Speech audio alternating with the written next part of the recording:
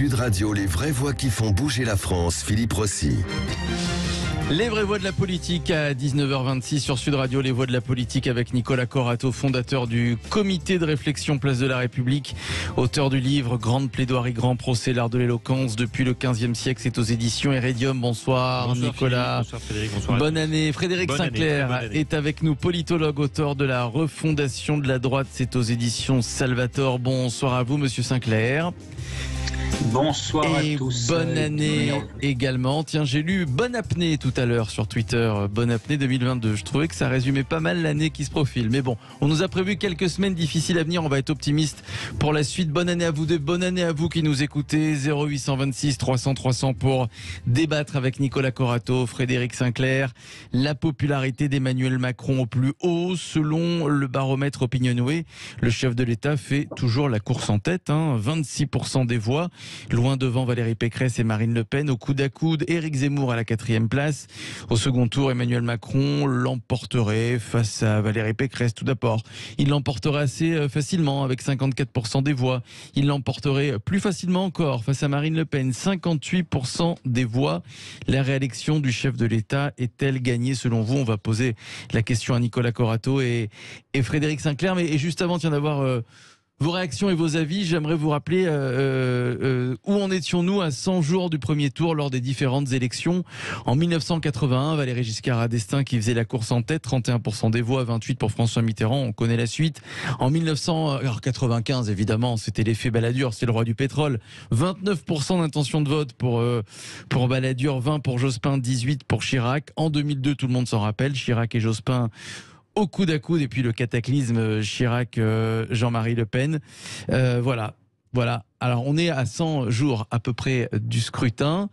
C'est vrai, quand on fait un petit peu la compilation de toutes ces élections et de tous les résultats quelques semaines après, on peut dire que c'est pas gagné pour le chef de l'État, Nicolas Corato. Il peut se passer beaucoup de choses. Oui, on le dit depuis le départ, personne ne sait exactement où on sera au mois d'avril et où on atterrira. Les sondages, ils ont un intérêt, ils ont plusieurs intérêts, mais ils ont un intérêt, c'est de les voir un peu en tendance et en dynamique, c'est-à-dire de voir des progressions, des dynamiques, des trajectoires. Là, ce qui est très intéressant dans le dernier sondage, et puis quand on le compare, c'est de voir finalement, on a eu un phénomène Éric Zemmour qui a monté, qui plafonne, qui se tasse. On a eu peut-être un phénomène Valérie Pécresse qui a énormément progressé et puis là qui semble également se tasser, y compris au premier tour. On a une Marine Le Pen qui reste à peu près étiolée, qui a un peu baissé à cause d'Éric Zemmour. Finalement, le seul candidat qui reste très au-dessus de la mêlée, malgré 2 ou 3 sondages un peu particuliers, c'est Emmanuel Macron. C'est-à-dire que il est aussi constant que le virus. D'une certaine manière, c'est que, et ce que je dis n'est pas qu'une façon de rigoler, c'est aussi peut-être de dire que tant que le virus et tant que cette actualité est là, la stature du président de la République peut-être en profite, ou en tout cas est portée par cette crise.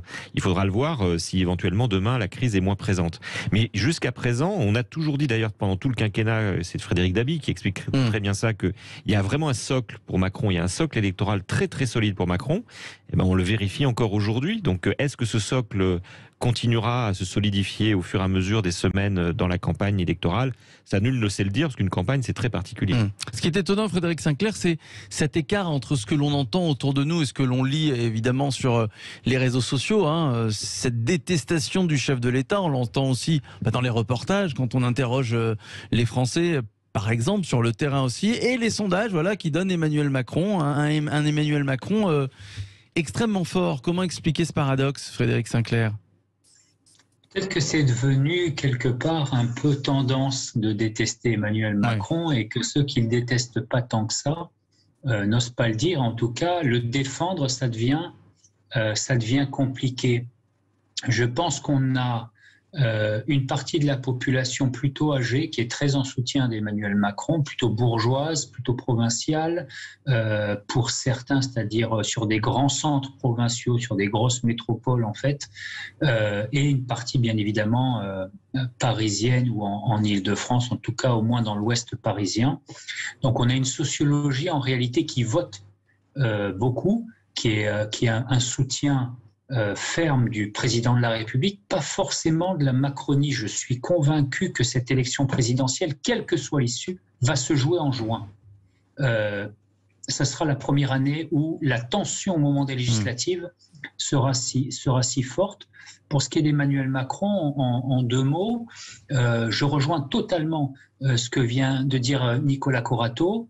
Le Covid a façonné la figure, en quelque sorte, du sauveur pour Emmanuel Macron, auprès de son électorat plus particulièrement, qui a oublié tous les ratés de la première année 2020 et qui est resté avec cette espèce d'obsession vaccinale qui va nous sauver tous, passe sanitaire, passe vaccinal.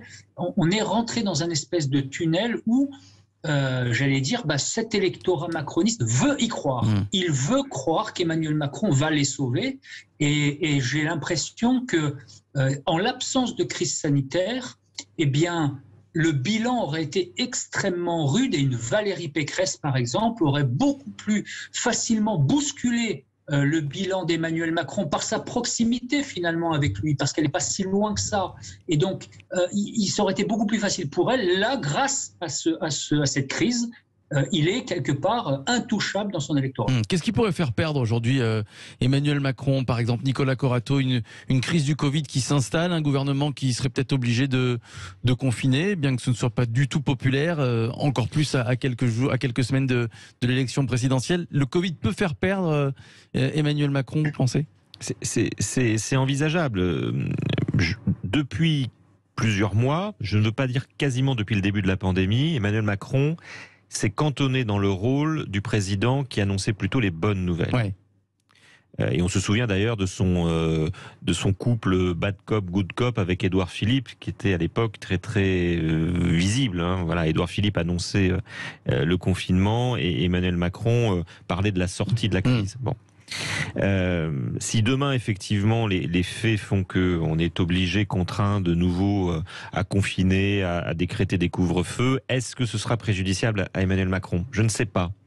Je n'en suis pas sûr parce que le réflexe aussi de beaucoup de Français, c'est mais qu'auraient fait les autres. Vous voyez ce que je veux dire ? Après tout, lui, il est là. C'est la même chose que quand vous engagez la force armée et que vous êtes président de la République. On voit tout de suite dans les sondages que les présidents de la République qui ont vécu cet acte-là ont tout de suite pris des points dans les sondages. Regardez ce qui était arrivé avec François Hollande avec l'intervention au Mali. Ce président qui n'avait pas beaucoup l'opinion derrière lui avait connu un regain de soutien populaire à cette occasion-là. Donc c'est un enjeu compliqué, l'évolution sanitaire.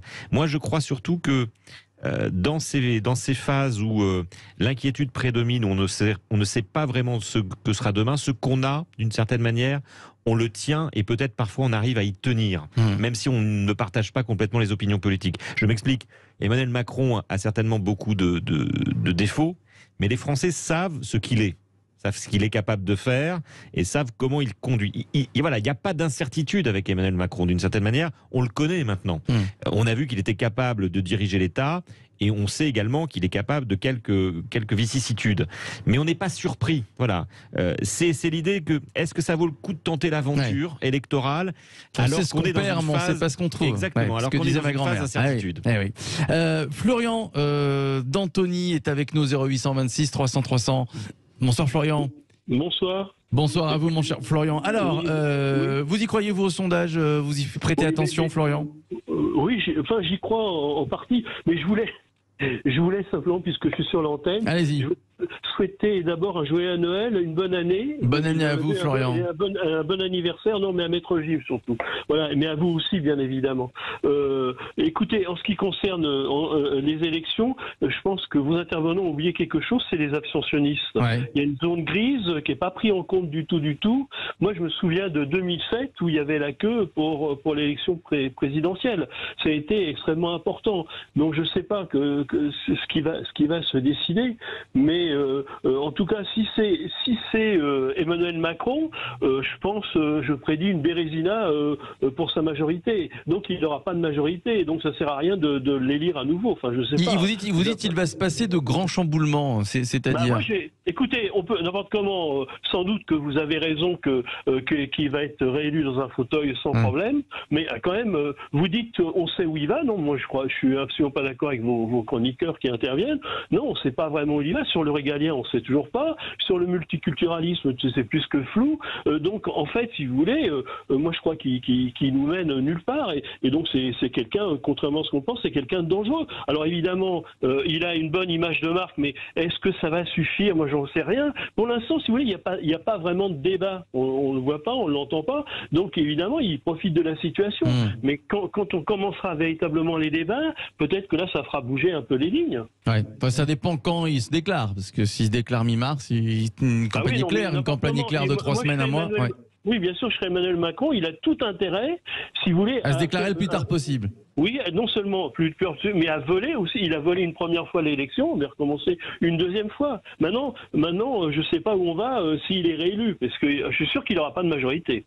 Alors, c'est une bonne question, ça, Frédéric Sinclair. Emmanuel Macron réélu, bon, ce ne serait pas une surprise. En revanche, une majorité pour le soutenir, ça va être un peu plus compliqué. C'est pour ça que tout à l'heure, je vous disais que cette élection-là, quoi qu'il arrive, se jouera en juin. Si jamais une Marine Le Pen venait à damer le pion à Emmanuel Macron, ça serait un tremblement de terre inédit le 24 avril. Oui. Qui pourrait croire aujourd'hui qu'elle serait en capacité d'avoir une majorité? Même chose pour Éric Zemmour. Pour Valérie Pécresse, c'est probablement un peu plus facile. C'est peut-être celle qui aurait le plus facilement une majorité, vu l'ancrage, encore une fois, des Républicains. Mais pour la droite radicale, Zemmour-Le Pen, la majorité parlementaire, elle est très hypothétique. Pour Emmanuel Macron, c'est vrai, c'est-à-dire qu'on ne sait pas comment vont se comporter les électeurs au mois de juin. Ce qu'on sait, c'est que la fois d'avant, tous ces parlementaires ont été élus sur son nom, sur un programme qui était porté par une volonté réformatrice assez inédite, j'allais dire, parce qu'il promettait un nouveau monde, parce qu'il promettait de faire entrer la société civile à l'Élysée, parce qu'il promettait de faire entrer la société civile aussi au Parlement. Et donc, quelque part, on s'attendait à un grand bouleversement. Bon, là où Nicolas Corato a raison, c'est qu'aujourd'hui, les électeurs d'Emmanuel Macron ont bien compris où est-ce qu'il allait et ce qu'il était capable d'offrir. En revanche, ils ont aussi compris que le nouveau monde n'était pas à l'ordre du jour, qu'on était sur un schéma social-libéral classique. Alors certes, il leur convient, mais il n'y aura peut-être pas non plus l'appétence suffisante pour donner une majorité. Je rappelle à notre auditeur, Florian, que effectivement, 2007, c'est 83% de participation, c'est tout à fait historique dans les dernières années, dans les dernières élections. Aujourd'hui, on sait que l'abstention sera probablement élevée et on sait aussi qu'Emmanuel Macron ne va pas capter l'abstention et qu'à part peut-être les extrêmes, peut-être Éric Zemmour, peut-être un peu Jean-Luc Mélenchon et encore, personne ne sera capable de mobiliser les abstentionnistes. Ce qui veut dire que finalement, ces abstentionnistes ne sont pas une inconnue. C'est une variable avec laquelle il va falloir compter, mais ce n'est pas une inconnue. Peut-être qu'Éric Zemmour aujourd'hui peut se poser la question, est-ce que je vais arriver à en capter plus que les autres? Est-ce que je vais gagner un point ou deux? Mais personne n'arrive à croire qu'on arrive à égaler en 2022 le score de Nicolas Sarkozy et Ségolène Royal en 2007. Alors il y a l'abstention, mais il y a également la crise sanitaire, parce qu'on ne sait pas début avril où on en sera du variant Omicron, s'il n'y aura pas un nouveau variant. Il y a beaucoup de gens, j'imagine, qui vont avoir peur d'aller voter, d'aller faire la queue à côté de chez eux, dans les mairies. Comment ça pourrait se passer, Nicolas Corato? Est-ce qu'on peut imaginer que dans quelques semaines, il y ait une décision qui soit prise, un vote par correspondance, par exemple, étaler l'élection sur plusieurs jours? Moi, je n'y crois pas. Il faut rappeler que l'élection présidentielle, les dates ont déjà été modifiées.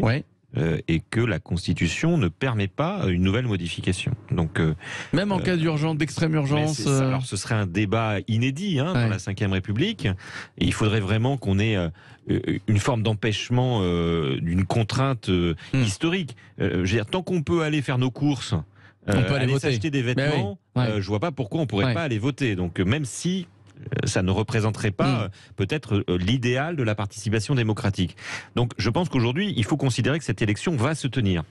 La question, c'est comment la campagne va se dérouler, avec quels moyens, notamment pour des candidats qui ont tout intérêt à déployer des meetings ou des rencontres localement, pourront-ils les organiser? Alors la loi leur permet de les organiser. Pour l'instant, par exemple, Éric Zemmour a dit je vais organiser des meetings sans jauge, par exemple. Oui, sans jauge, mais vous imaginez Mélenchon, bien que lui, c'est pas de jauge, mais il va distribuer des masques. Mais le contexte actuel n'est pas très favorable à l'organisation de grandes réunions populaires qui sont des atouts pour ce genre de candidats, pour des tribuns, etc. Tout ce que n'est pas Emmanuel Macron. Emmanuel Macron n'a pas besoin de faire des meetings pour parler à son camp, pour mobiliser son électorat. Il suffit d'apparaître à la télévision régulièrement et ça fait l'exercice.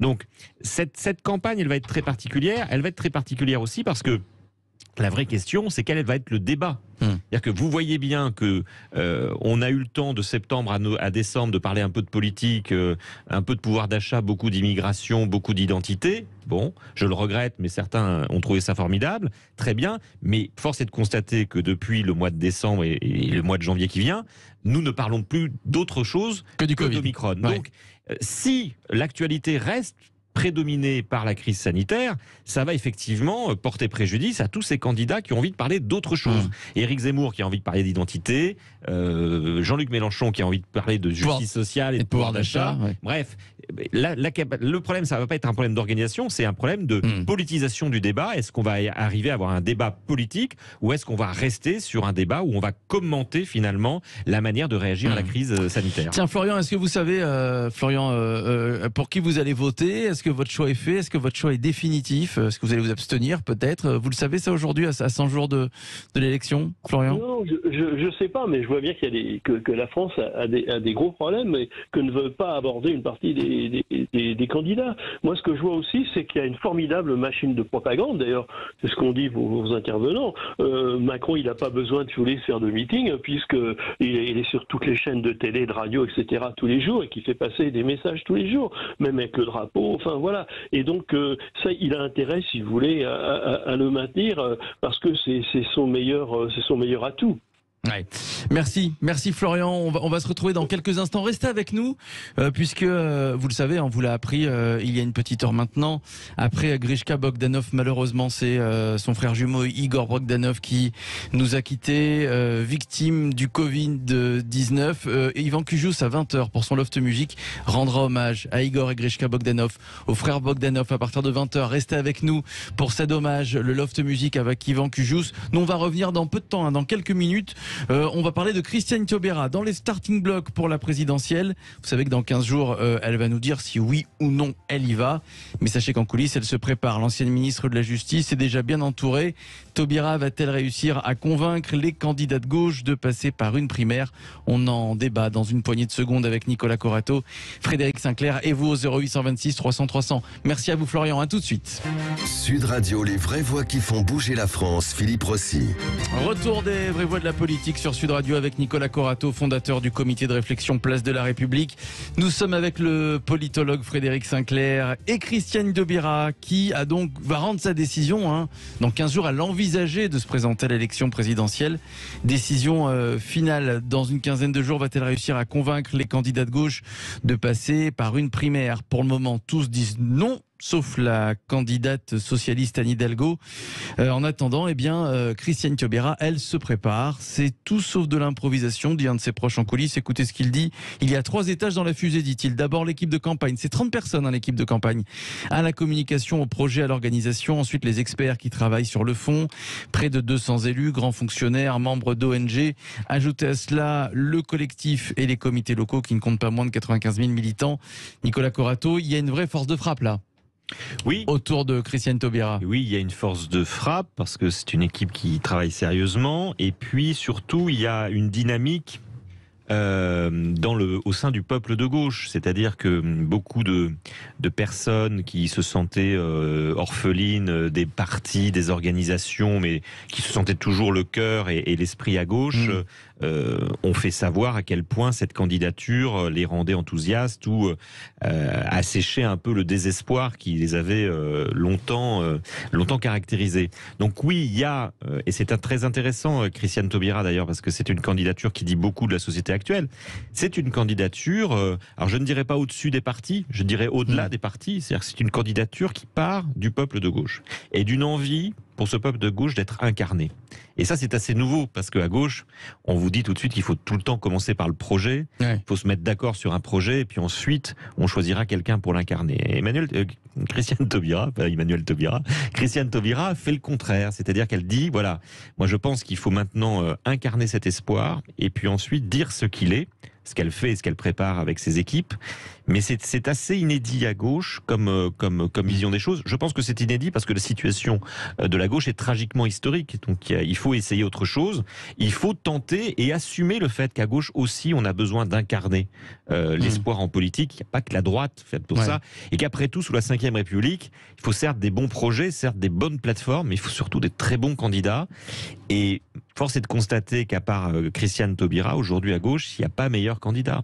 Il y a Jean-Luc Mélenchon qui est un excellent candidat, mais il a pris sa chance à plusieurs reprises et pour l'instant il n'a pas transformé l'essai alors qu'il avait eu le temps de le faire. Donc voilà, il va falloir à un moment se mettre dans les pas de l'institution de la Ve République, choisir un candidat qui incarne, qui rassemble. Frédéric Sinclair, ce serait quoi le vrai courage, Christiane Taubira? Ce serait dans une dizaine de jours, si évidemment aucun candidat ne veut passer par la case primaire, de dire bon bah personne ne veut y aller, je ne me présente pas, j'ai essayé de vous rassembler, je n'y suis pas arrivé, ou alors le courage ce serait d'y aller quand même, au risque d'une candidature de plus. J'aurais tendance à vous dire ni l'un ni l'autre. Il n'y a pas de courage ni dans l'un ni dans l'autre, il va y avoir que des intérêts. Quel est l'intérêt de Christiane Taubira? Point. Même pas l'intérêt de la gauche, hein. Elle ne le prend pas du tout en compte, en fait. Si elle avait réellement pris en compte l'intérêt de la gauche, elle aurait travaillé en sous-main autrement. On sait faire, hein, dans les partis, on fait ça depuis un siècle et demi. Hein. Mais s'il n'y a pas de primaire, quel est l'intérêt de Christiane Taubira? Elle sait très bien qu'elle va faire 7, 8, 9% au mieux. Alors, l'intérêt 2022, il n'existe pas. C'est vrai à gauche comme c'est vrai à droite.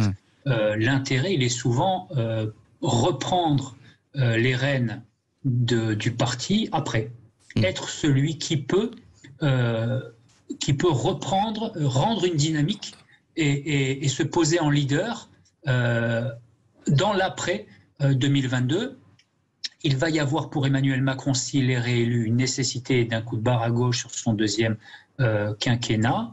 Ça a été lamentable sur le premier pas. Pas parce que la droite a trouvé qu'il a fait une politique de droite, puisqu'elle continue de le qualifier de président de gauche, mais parce que le peuple de gauche et les députés venus de la gauche sont de plus en plus lassés de son social-libéralisme et cherchent autre chose. Et donc, je pense qu'il y a une frustration, et Nicolas Corato a raison, il y a une frustration du peuple de gauche qui cherche à la fois quelqu'un qui puisse incarner quelque chose, et puis aussi un programme. Et en fait, le vrai problème de Christiane Taubira, c'est qu'il y a un certain nombre de fractures qui aujourd'hui morcellent la gauche française, et peut-être même la gauche européenne, et peut-être même la gauche occidentale, et qui ne sont pas tranchées. La question woke n'a pas été tranchée. La question des frontières, de l'immigration, qu'est-ce qu'on fait quand on est de gauche avec ça? La question de la laïcité. Donc on pourrait dire aujourd'hui c'est des questions qui sont imposées par la droite, mais non. C'est des questions qu'aujourd'hui la droite prend à bras le corps et qu'elle place au premier plan, mais c'est absolument pas des questions imposées par la droite. Et effectivement, la droite ne parle que de ça. Et j'allais dire, c'est son intérêt. Mais la gauche a des choses à dire là-dessus. Et donc, fondamentalement, qu'est-ce qu'on peut dire quand on est de gauche et qui puisse répondre à l'urgence du réel? Et ça, ces questions-là, personne ne les tranche. Donc je pense que la candidature Taubira, si elle a lieu, va être une candidature Montebourg bis. Alors, vous êtes d'accord avec Frédéric Sinclair? Déjà, un des intérêts de Christiane Taubira, c'est ce qu'il dit, c'est in fine de prendre les rênes du parti. Non, je ne suis pas du tout d'accord. D'abord parce que Christiane Taubira n'a jamais été une femme de parti. Je rappelle qu'elle ne fait pas partie du Parti socialiste. C'est vrai. Qu'elle a simplement adhéré au PRG, dont on ne peut pas dire que ce soit un parti d'avenir absolument terrible. Donc, et je pense que considérant le parcours de Christiane Taubira, elle n'est pas en train de considérer je ne sais quelle alliance pour la suite ou place pour la suite. Il faut rappeler une chose qui est inédite dans dans l'histoire de la gauche, c'est quand même cette préfiguration de la primaire populaire. C'est quoi la primaire populaire? C'est pour l'instant 300 000 personnes qui ont adhéré à une plateforme, qui se disent sympathisants, militants, électeurs de gauche, et qui disent nous allons nous désigner celui que nous voulons, qu'il soit candidat à la primaire ou pas. C'est-à-dire qu'on ne passe plus par le consentement on vote pour qui on veut. C'est 300 000 personnes qui se disent, et j'espère que dans les jours qui viennent, ils seront encore plus nombreux, qui vont dire, voilà, nous sommes 300 000 citoyens de gauche et nous voudrions que ce soit candidat, c'est par lui qu'on va être représenté. Qui nous représente, voilà. Donc ça, c'est assez inédit, c'est assez intéressant. Il faudra regarder un peu ce que ça donne. On peut critiquer le principe, mais moi, je trouve que l'imagination est quand même débordante en la matière. Ensuite, pour revenir sur les thèmes, écoutez, les thèmes, c'est intéressant. La droite a découvert le thème de la laïcité en 2020. C'est formidable. Ça fait... Alors, après l'avoir combattu pendant des décennies, je veux dire, c'est formidable que la droite... Mais moi, je suis tout à fait d'accord avec la droite sur ce sujet. Allons plus loin dans la laïcité. Finissons-en avec l'enseignement, avec le financement de l'enseignement privé et religieux en France. Allons au bout. Donc, tout ça, c'est de la blague. Tout ça, c'est de l'idéologie. Tout ça, c'est de la tactique politicienne. C'est-à-dire, la droite essaye d'imposer à la gauche les thèmes de ses débats en interne. Il n'y a pas de problème à gauche avec le wokisme ou l'universalisme. La gauche, elle est universaliste. Fondamentalement, ontologiquement, et à chaque fois que on nous assigne le wokisme, c'est tout simplement parce qu'on parle, par exemple, de la lutte contre les discriminations. Mais ne vous inquiétez pas, on continuera à en parler de la lutte contre les discriminations. La gauche continuera à dire qu'il y a un problème en France avec le racisme. Comptez sur la gauche pour vous rappeler ce message. Et c'est pas pour ça qu'on sombrerait dans je ne sais quelle idéologie américaine. C'est pas le sujet. La France a un problème avec le racisme, oui, et nous comptons le dire, y compris dans les élections présidentielles en 2022, oui. Et ça ne fait pas de nous des adversaires de l'universalisme, puisque l'universalisme, je le rappelle, c'est nous qui l'avons inventé, c'est nous qui le portons depuis des années, malgré et contre les tentatives de division et d'individualisation qui sont portées par les politiques de droite. Voilà. Mais ça, on aura l'occasion de le dire, de se le redire, et je pense que Christiane Taubira, notamment, aura l'occasion de porter ce genre de message. Donc, n'essayez pas d'organiser le débat à gauche, il est suffisamment complexe. Merci, occupez-vous du débat à droite, travaillez sur vos thèmes, on travaillera sur les nôtres. Et si vous voulez vraiment travailler sur la laïcité, allons-y, mais allons-y jusqu'au bout. Et il y a encore du travail à faire sur la séparation de l'Église et de l'État. Alors, on n'y croit plus, mais elle peut convaincre encore Christiane Taubira, les différents partis de gauche, Jean-Luc Mélenchon, Yannick Jadot, Roussel. Mais son sujet, c'est pas de convaincre les partis, ni les candidats déclarés. C'est pas ça le sujet. Son sujet, c'est de convaincre le peuple de gauche et les électeurs de gauche.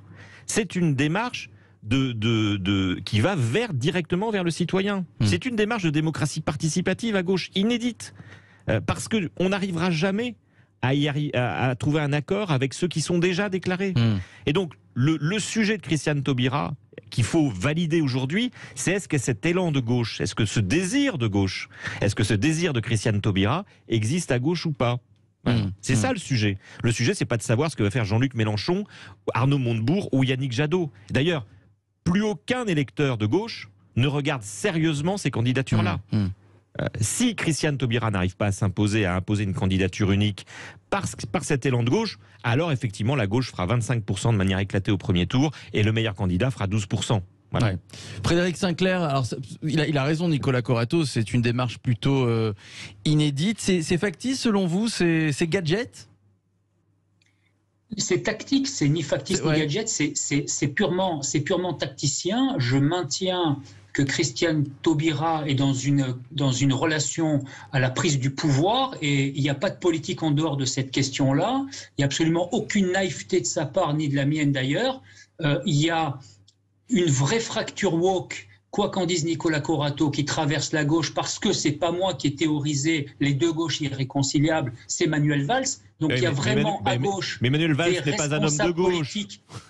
Non mais ça je vous le laisse. Mais non, on vous le laisse. Vous l'avez pris, on vous le laisse. Non, on vous le laisse, Manuel. Donc fondamentalement, il y a à gauche des vraies fractures et tout le monde n'est pas d'accord avec tout le monde sur ces questions-là. Il y a la question écologique qui est aujourd'hui la grande question de la gauche et il y a toute une partie de la gauche qui ne voit pas en Christiane Taubira la représentante de l'écologie. Donc après, il y en a tout un tas aussi qui aiment l'écouter déclamer du Aimé Césaire, mais ça va très très bien. Je pense que elle parle à un petit électorat. Il y a absolument pas de, j'allais dire, il n'y a pas chez Christiane Taubira quelque chose qui manque il y a simplement une fracture idéologique qui divise toutes les gauches. Et aujourd'hui, Christiane Taubira n'incarne qu'une toute petite partie de cette gauche-là et elle n'a pas légitimité pour prétendre dire à Yannick Jadot, à Jean-Luc Mélenchon, à Arnaud Montebourg, aujourd'hui la gauche c'est moi. Elle ne peut pas dire ça. Et en fait, pour imposer une primaire à tous ces gens-là, il faut pouvoir dire ça. Il faut pouvoir s'imposer et leur imposer un calendrier. Quand tout le monde est déclaré et qu'on arrive un mois après tout le monde, on ne peut pas dire j'impose le calendrier, je remets tout à zéro et puis maintenant on va devant les Français. C'est pas possible. Ouais. Bon, donc ça n'arrivera pas. On verra d'ici une dizaine de jours et puis on verra parce que j'imagine que les instituts de sondage vont s'affoler une fois qu'elle se sera déclarée candidate ou pas. Merci à vous Frédéric Sinclair, politologue. Votre livre La refondation de la droite, c'est aux éditions Salvador. Merci à Nicolas Corato, fondateur du comité de réflexion Place de la République. Grande plaidoirie et grand procès, l'art de l'éloquence depuis le 15e siècle, c'est votre livre. Vous pouvez vous le procurer, c'est aux éditions Iridium. Merci à vous. Dans quelques minutes, restez avec nous, c'est le Loft Music et Yvan Cujoux ce soir qui va rendre hommage au frère Bogdanov, Grishka Bogdanov, qui nous a quittés il y a 6 jours et puis il y a quelques heures maintenant on a appris le décès de son frère jumeau Igor Bogdanov. Hommage au frère Bogdanov sur Sud Radio avec Yvan Cujoux, c'est le Loft Music dans quelques instants. À tout de suite.